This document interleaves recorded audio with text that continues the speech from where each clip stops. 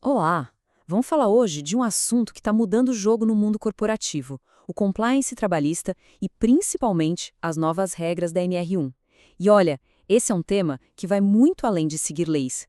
Ele pode, de verdade, definir o futuro da sua empresa. E esquece aquela ideia de que isso é só mais burocracia, um fardo.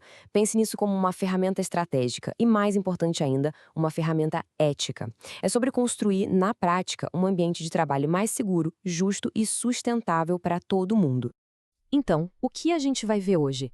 Nosso caminho vai ser o seguinte: primeiro, vamos entender o que é esse tal de compliance trabalhista. Depois, vamos ver por que ele é muito mais do que só um livro de regras.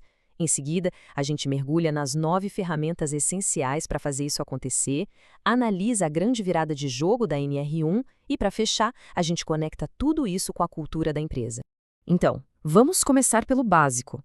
O que significa na prática o compliance no ambiente de trabalho? Olha, a palavra-chave aqui é compromisso. Não é só sobre obedecer à lei, sabe? Vai muito além. É sobre criar ativamente um ambiente onde a integridade e o respeito são a base de todas as interações. É o alicerce de uma empresa que é, de fato, saudável. É importante entender que a forma de pensar o compliance mudou. Aquela abordagem antiga, reativa, de só apagar incêndio e evitar processo, isso já era. A gente está falando de uma nova mentalidade. Essa comparação aqui mostra bem essa diferença, né? A gente saiu daquela mentalidade de, ok, tô seguindo a lei, tá tudo certo, para uma visão muito mais proativa, de vamos construir uma cultura forte. É a diferença entre fazer só o mínimo e criar uma vantagem real. E os resultados, aparecem na prática. Um bom programa de compliance não só reduz o risco de processos e dor de cabeça jurídica, mas também fortalece a cultura, melhora o clima interno e, um ponto crucial, protege a reputação da empresa. E a gente sabe o quanto a reputação vale hoje em dia. Certo, mas como a gente coloca isso de pé?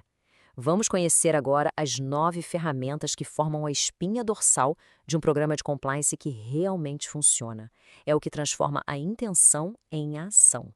E não tem segredo, tudo começa lá em cima, com a liderança. Se a diretoria não comprar a ideia, se não der o exemplo, esquece, não vai funcionar. A partir desse apoio, o passo seguinte é mapear os riscos específicos da sua operação. E então, claro, colocar as regras do jogo no papel, com códigos de conduta e políticas bem claras. Depois, a gente precisa dar poder às pessoas. E como se faz isso? Com treinamento e educação constantes. E, fundamental, implementando canais de denúncia que sejam realmente seguros, para que os problemas possam ser resolvidos internamente antes de virarem uma bola de neve. E, claro, a prática de due diligence. Mas o que é esse tal de due diligence? Pensa assim, é uma investigação a fundo, um pente fino para encontrar aqueles riscos trabalhistas que estão escondidos. Algo essencial antes de uma fusão, uma aquisição ou de fechar um grande contrato. E para fechar o ciclo, temos os processos que mantêm tudo isso vivo. Controles para garantir que as normas estão sendo cumpridas. Um processo bem estruturado para investigar qualquer desvio de forma justa. E o mais importante, a ideia de que isso é um ciclo, é melhoria contínua, o trabalho nunca acaba. E é aqui que o senso de urgência entra com tudo. A nova NR1, e gente, isso não é só uma atualização, é uma verdadeira virada de jogo que redefine as responsabilidades de todas, eu disse todas as empresas no Brasil. E aqui vai uma pergunta direta para quem está na linha de frente da gestão de pessoas. A sua empresa está mesmo pronta para essa nova realidade? Porque se preparar deixou de ser uma opção. O ponto central da mudança é este. Agora, todas as empresas, sem exceção, precisam identificar, avaliar e gerenciar os riscos psicossociais. É isso mesmo. Estamos falando de estresse, assédio, sobrecarga, burnout. Tudo isso tem que fazer parte do gerenciamento de riscos.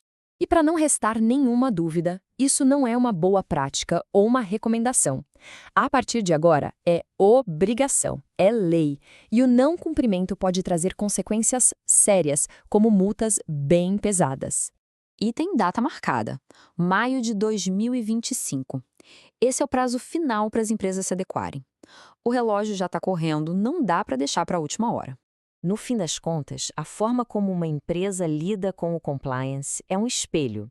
É um reflexo direto da sua liderança e da sua cultura. Essa frase resume tudo. Você pode ter regras e programas, mas a cultura de conformidade só existe de verdade quando a liderança demonstra no dia a dia um compromisso real com a ética e com o cuidado com as pessoas. E isso, líder, começa com você.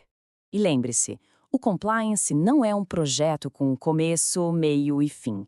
Pense nele como um organismo vivo, que precisa ser nutrido, revisado e adaptado o tempo todo, às novas leis, aos novos desafios e à própria evolução da empresa.